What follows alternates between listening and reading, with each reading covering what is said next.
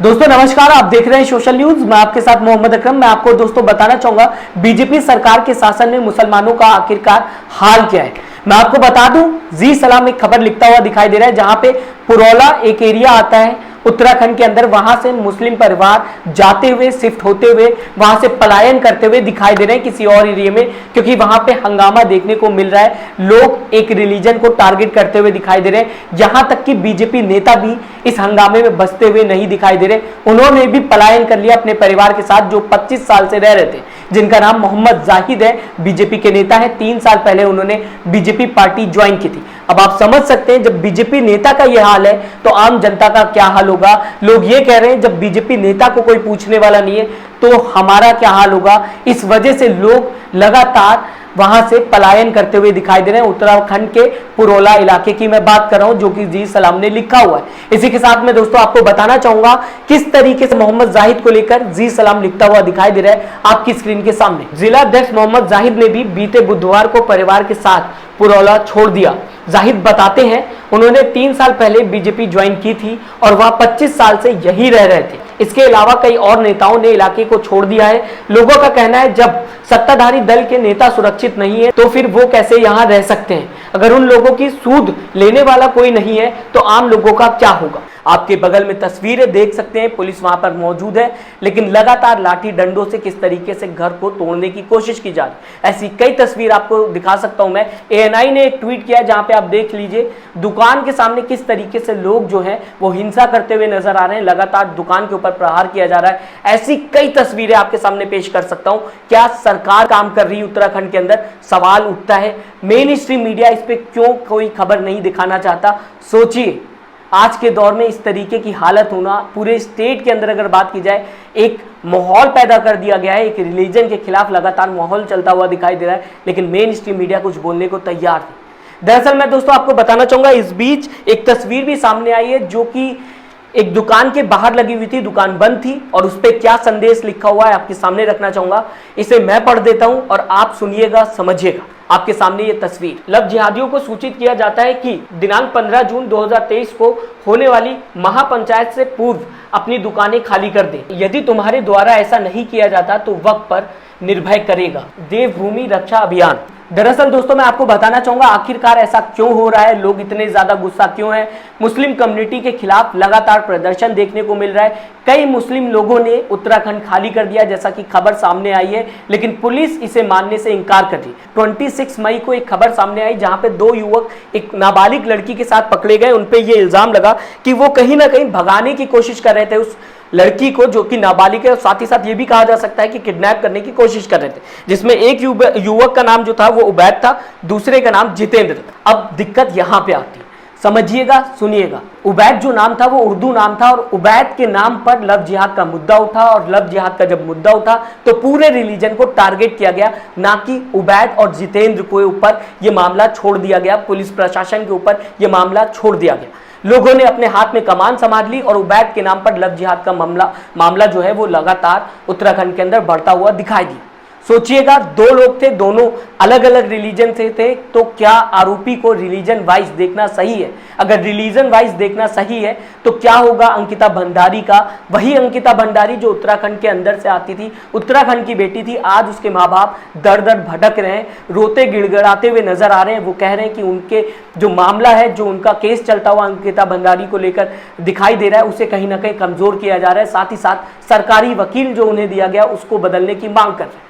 सोचिएगा, समझिएगा, अगर महिलाओं को लेकर ये मामला चलते हुए दिखाई दे रहा है, बेटी सुरक्षा को लेकर ये मामला चलता हुआ दिखाई दे रहा है, महिला सुरक्षा को लेकर ये मामला चलता हुआ दिखाई दे रहा है, तो लोग अंकिता भंडारी के केस में क्यों पीछे हो जाते हैं? क्यों अंकिता भंडारी के केस में कोई बोलना नहीं चाहता? आज उसके माँ बाप दर बदर भटकते हुए दिखाई दे रहे हैं, लेकिन उन्हें इंसाफ दिलाने के लिए शायद लोग रोड पर आए होते, एकजुट होकर आए होते, तो शायद उनके माँ बाप को भटकना ना पड़ता, रोना ना पड़ता। आज अपनी बेटी के लिए लगातार वो जैसे भागते हुए दिखाई दे रहे हैं, वो देखने को ना मिलता। तो क्या सच में ये सिर्फ और सिर्फ बेटी के लिए आवाज उठ रही है, या फिर इसमें कोई और एंगल दिखाई दे रहा है आपके सामने? सिर्फ गुस्सा एक रिलीजन पे निकाल देना, इसके बाद आप ये सोच लेंगे कि महिला सुरक्षा में आपने बहुत बड़ा काम किया। क्या ये बात सही है? या फिर महिला सुरक्षा के नाम पे लव जिहाद को मामले को लेकर आप एक रिलीजन को टारगेट करते हुए नजर आ रहे हैं। इस बीच एक भड़काऊ बयान भी सामने आया है, लगातार लोग भड़कते हुए दिखाई दे रहे हैं। मैं आपको दोस्तों बताना चाहूंगा, स्वामी प्रबोधानंदन गिरी का एक वीडियो सामने आया है, आपके बगल में मैं ये वीडियो भी रखना चाहूंगा। इसमें किस तरीके से ये इंसान, इससे पहले अगर मैं इनकी वीडियोस दिखाऊंगा, कई साल से लगातार एक रिलीजन के खिलाफ नफरत बोते हुए नजर आ रहे हैं, नफरत फैलाते हुए नजर आ रहे हैं। लेकिन इस मामले के बाद इन्होंने सारी सीमाएं पार कर दी, सारी सरहदें पार कर दी, सीधा सीधा एक रिलीजन को जिहादी बताकर किस तरीके से बोल रहे हैं, आपकी स्क्रीन के सामने रखना चाहूंगा। सुन लीजिए इन्हें क्या कह रहे हैं। मैं पुनः आप सबको धन्यवाद देते हुए आपसे आग्रह करूंगा, जब तक उत्तराखंड में एक भी जिहादी रहे तब तक इस अभियान को चलाते रहे और तेज गति से मारे और एक एक जिहादी को उत्तराखंड से बाहर करें, ऐसा मेरा आप सबसे आग्रह है, विनम्र निवेदन है। क्योंकि उत्तराखंड नहीं बचेगा, क्योंकि इन जिहादियों को सफेद पोश नेताओं का संरक्षण प्राप्त है, तो नेता कुछ नहीं कहने वाले, पार्टियां भी तमाशा देखेंगी खड़े खड़े। लेकिन आपको अपनी बहू बेटी को बचाना है, आपको अपनी भूमि बचानी है, आपको मठ मंदिर बचाना है, तो फिर इन जिहादियों को मुक्त ही करना पड़ेगा उत्तराखंड से। देवभूमि बचाओ, जिहादी भगाओ, ये नारा लगाओ। इस नारे के अलावा कोई रास्ता नहीं है। देवभूमि बचाओ, जिहादी भगाओ। मैं दोस्तों इस इंसान पे बात नहीं करना चाहूंगा, मैं बात करना चाहूंगा उस सरकार पे जो उत्तराखंड के अंदर मौजूद है, जो लैंड जिहाद को लेकर लगातार एक्शन में आ गई थी, मजार जिहाद को लेकर लगातार कहते हुए दिखाई दे रही थी कि ऐसा कोई भी काम उत्तराखंड के अंदर देखने को नहीं मिलेगा, सरकार इन लोगों के खिलाफ है। क्या वो आज आकर ये कहेगी कि जो भी मुस्लिम समुदाय के खिलाफ हो रहा है वो कहीं ना कहीं गलत हो रहा है? जुबैद की अगर बात की जाएगी तो हम कड़े से कड़ा एक्शन उसके खिलाफ लेंगे, उसको लेकर कड़े से कड़ा एक्शन लिया जाएगा सरकार की तरफ से। लेकिन जो रिलीजन को टारगेट कर रहे हैं वो गलत है, क्योंकि हर इंसान को एक चश्मे से नहीं देखा जा सकता। मैं आपको दोस्तों एक एग्जांपल देना चाहूंगा।